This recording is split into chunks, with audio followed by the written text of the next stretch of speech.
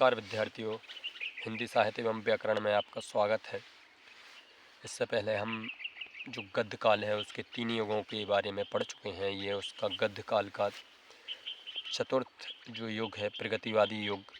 इससे पहले हमने प्रथम जो गद्य काल का प्रथम काल है वह है भारतेंदु युग, द्वितीय है द्विवेदी युग, तृतीय है छायावादी युग और ये चतुर्थ काल जो कि चौथा युग माना जाता है प्रगतिवादी काव्य। आज प्रगतिवादी शब्द के बारे में हम परिभाषित क्या है प्रगतिवाद है क्या, साहित्य के क्षेत्र में प्रगतिवाद किसको कहा गया है ये पढ़ेंगे। इसकी समय सीमा सन 1936 से 1943 तक रही।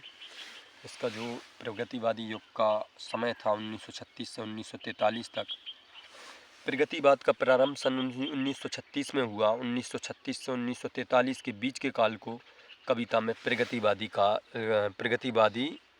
कविता कहा जाता है। अब प्रगतिवादी जैसे नाम से ही विदित हो रहा है कि प्रगतिवादी मतलब ऐसी विचारधारा जो समाज के लिए, देश के लिए, धर्म के लिए प्रगति कारक हो, उसको प्रगतिवादी विचारधारा कहा गया। इसकी प्रमुख विशेषताएं, कोई भी विचार जो समाज की प्रगति में सहायक होता है प्रगतिशील कहा जा सकता है। यह जो विचार है साम्यवादी एवं मार्क्सवादी विचारधारा को प्रगतिवादी कहा गया। इसकी विशेषताएं निम्नलिखित हैं। सबसे पहली विशेषता पढ़ते हैं, प्रगतिवादी काव्य में शोषण का विरोध और शोषित वर्ग के प्रति सहानुभूति रही। मतलब पहला जो इसका प्रमुख विशेषता थी वह थी कि प्रगतिवादी काव्य में शोषण का विरोध किया गया। जो शोषक समाज था, सामंत थे, जमींदार थे, जो कृषकों का, मजदूरों का, श्रमिकों का जो शोषण कर रहे थे, तो उनके प्रति सहानुभूति और जो शोषक वर्ग था उसके प्रति विद्रोह की भावना व्यक्त होती है इसमें। और शोषकों के विरोध क्रांति के लिए आह्वान किया गया है। तो दूसरी विशेषता द्विवेदी युग की पहली जो विशेषता थी वो थी कि समाज में शोषक वर्ग के प्रति विद्रोह की भावना और शोषित वर्ग के प्रति सहानुभूति की भावना थी। इसका मतलब जो श्रमिक लोग हैं उनके प्रति सहानुभूति इस काव्य की प्रमुख विशेषता रही। और जो शोषक वर्ग है, मिल मालिक हैं, जमींदार हैं, सामंत लोग हैं, उनके प्रति विद्रोह की भावना रही। द्वितीय इसकी जो दूसरी विशेषता थी वह थी प्रगतिवादी कवि एक समतामूलक समाज की स्थापना करना चाहते थे। ऐसा समाज चाहते थे जिसमें सभी के लिए समान अधिकार प्राप्त हों, सभी के लिए आर्थिक, सामाजिक न्याय की व्यवस्था हो। तो प्रगतिवादी काव्य एक समतामूलक समाज की स्थापना करना चाहते थे। तीसरी जो इसकी विशेषता है वह है कि प्रगतिवादी कवियों ने नारी को पुरुष के समान माना। उन्होंने कहा कि नारी और पुरुष एक ही हैं, एक ही गाड़ी के दो पहिए हैं। तो इस समय मतलब नारी के सम्मान की भावना नहीं इसमें, बल्कि नारी को पुरुष के समकक्ष ही ला दिया, एक समान कर दिया।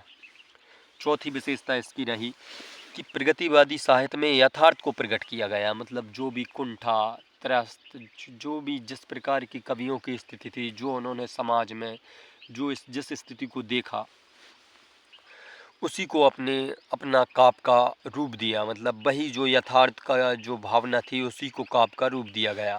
और जो ग्रामीण थे, ग्रामीणों के प्रति सहानुभूति प्रकट की गई, गाँव में निवासरत लोगों के प्रति, मजदूर किसानों के प्रति सहानुभूति की गई। पांचवी विशेषता, प्रगतिवादी आलोचक उस साहित्य को उपयोगी मानते हैं जो जनजीवन को प्रगति के पथ पर अग्रसर करे, आगे बढ़ाए। जो प्रगतिवादी कवि रहे वो उस साहित्य को ही महत्वपूर्ण मानते थे जो साहित्य जनजीवन को प्रगति के पथ पर अग्रसर करे।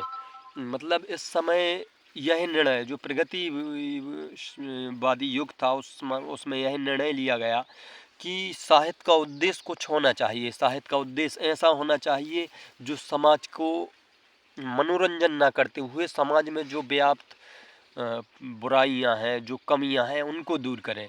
इसमें यह लक्ष्य लिया गया प्रगतिवादी जो है कि प्रगतिवाद का प्रमुख ये रहा, जो प्रगतिशील लेखक संघ की स्थापना हुई, उन लोगों का ये कहना था कि साहित्य का उद्देश्य समाज में प्रगति के लिए सहायक हो। अब राजा और महाराजाओं की प्रशंसा के लिए गीत ना लिखे जाएं, बल्कि ऐसे गीत लिखे जाएं जो आम जनता, जो श्रमिक, किसान, मजदूर, इनकी जो समस्याएं हैं उनको साहित्य में उकेरा जाए, जिससे लोगों का ध्यान इनकी जो समस्याएं हैं उनकी ओर आकर्षित हो।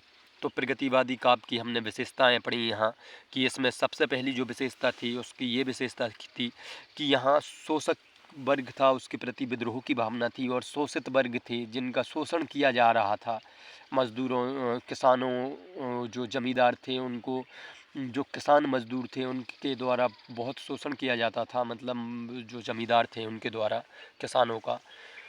जो मिल मालिक थे वे अपने जो श्रमिक लगे थे मिल में उनके शोषण करते थे। तो इनका मुख्य काव्य की ये विशेषता रही कि ये क्या चाहते थे कि जो शोषक वर्ग है उसके प्रति विद्रोह, क्रांति की भावना हो। प्रगतिवादी समतामूलक समाज की स्थापना करना चाहते थे। शोषक शोषित वर्ग, उन्होंने जो मार्क्सवादी विचारधारा थी, जिस प्रकार कार्ल मार्क्स ने पूरे विश्व को केवल दो वर्गों में विभाजित किया था, एक शोषक वर्ग था और दूसरा शोषित वर्ग था, इन्होंने भी अपने काव्य को मुख्य जो रूप दिया वह यही दिया कि एक शोषक वर्ग है, अर्थात जो मिल मालिक हैं, जमींदार हैं, सामंत लोग हैं, और दूसरा शोषित वर्ग है जिसका श्रमिक, मजदूर, किसान, बस पूरी समाज में ये दो वर्ग हैं, और इन्हीं के प्रति उनका मुख्य, अपने काव्य का मुख्य विषय वस्तु रही, और इन्हीं के लिए वह समतामूलक समाज की स्थापना करना चाहते थे। तीसरा है, प्रगतिवाद में कवियों को नारी, जो नारी थे, प्रगतिवादी कवियों ने नारी को पुरुष के समान माना। और चौथा है, प्रगतिवादी साहित्य में यथार्थ को प्रकट किया गया, जो वास्तविक, कुंठा, त्रस्त, जो इस समय प्रगतिवादी की जो कविताएं हैं वो वास्तविकता की ओर ज़्यादा है, जो स्थिति है समाज की, उन्होंने बस उसी को अपने काव्य की भाषा माना है, उसी को काव्य का रूप दिया है। जो समाज की जो कुंठा, त्रस्त, दुखी, उनको ही अपनी काव्य में मुख्य विषय वस्तु माना है।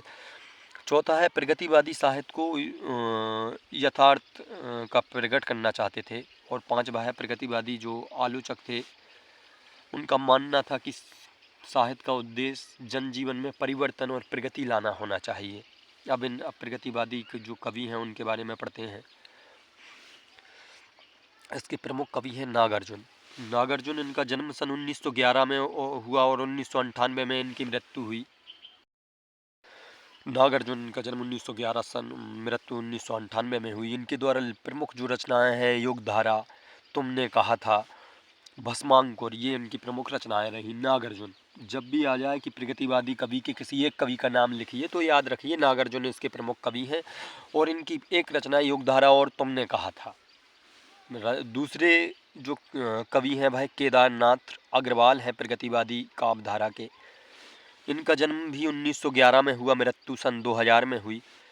इनकी प्रमुख रचनाएं युग की गंगा, फूल नहीं रंग बोलते हैं, आग का आईना, ये इनकी प्रमुख रचनाएं रही। युग की गंगा, फूल नहीं रंग बोलते हैं, आग का आईना।